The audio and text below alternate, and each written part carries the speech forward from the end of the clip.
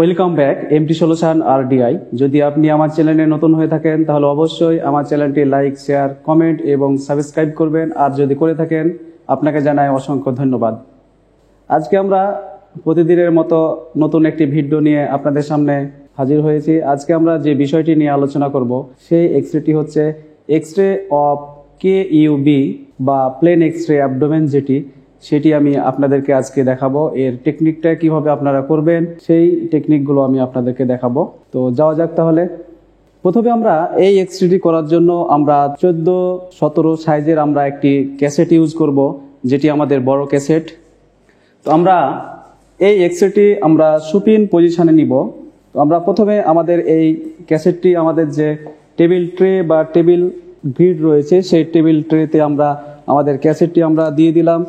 এখন আমরা patient position করব, পেশেন্টকে আমরা সুপিন পজিশনে শুইয়ে দিব। ঠিক আছে?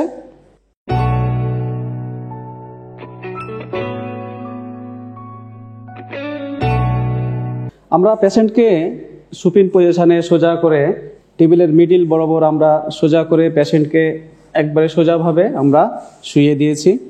এখন আমরা প্রথমে আমাদের যে ক্যাসেট পজিশন রয়েছে সেই ক্যাসেট পজিশনটি আমরা ঠিক করে নিব।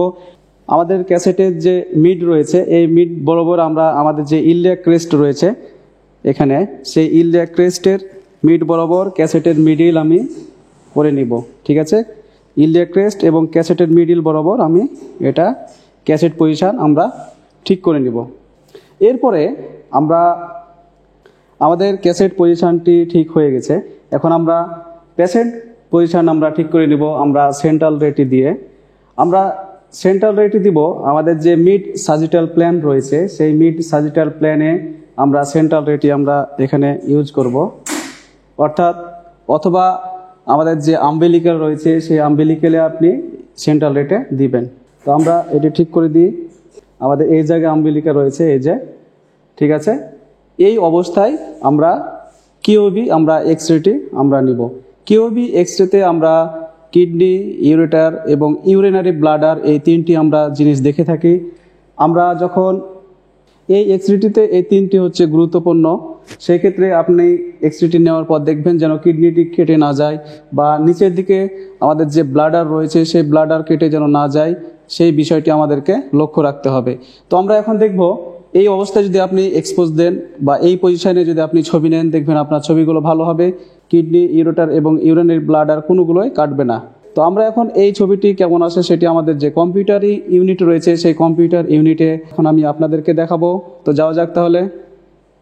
এখানে কম্পিউটার স্ক্রিনে আমরা যে KUB বা অ্যাবডোমেন প্লেন যে এক্সরেটি আমরা নিয়েছি সেই এক্সরেটি এখানে আমরা দেখতে পাচ্ছি। এই পাশে হচ্ছে আমাদের রাইট কিডনি এবং এই পাশে হচ্ছে আমাদের লেফট কিডনি। এই পজিশনগুলোতে কিডনিগুলো থাকে। এরপরে দুই পাশে দুই ইউরেটার এবং এটা হচ্ছে ইউরিনারি ব্লাডার এটা। তো আমরা লক্ষ্য রাখবো যেন এই ইউরিনারি ব্লাডার এবং ওপরে কিডনি যেন কেটে না যায় এই এক্সরেটিতে।